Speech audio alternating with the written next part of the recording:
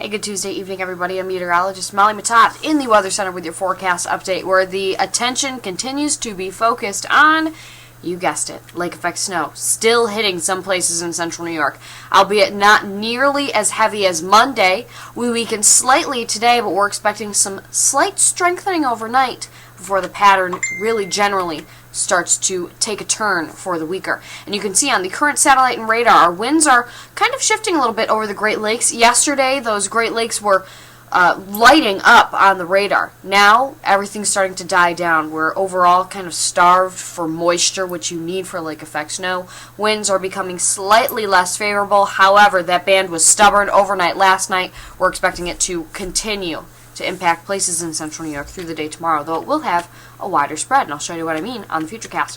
We pick it up overnight tonight. That band is just to the south of Syracuse, but if you remember, models had it around this location overnight last night.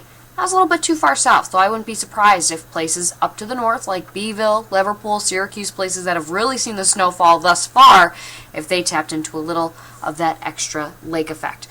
It will strengthen overnight, and then you'll notice another gradual weakening trend towards the morning. However, things to still watch out for. Blowing snow. Not nearly as windy as today, but still the occasional gust of wind will take some snow, put it on the roads, make for temporary whiteout conditions, and also reduce traction.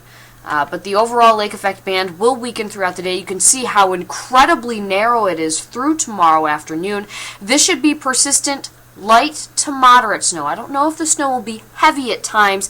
May appear that way with a sudden gust of wind, but overall, new snowfall amounts during the day tomorrow shouldn't be too much, maybe adding on an extra 2 to 3 inches in that most persistent band, and we're expecting it to continue until about through the day on Thursday. So here's what we're thinking for new snowfall. In the light blue, 1 to 3 inches. In the dark blue, 3 to 6, and in the area of white, 6 to 12. I think those pockets of 12 inches are going to be incredibly localized. Maybe just 1 or 2 cities across central New York that rack up that much.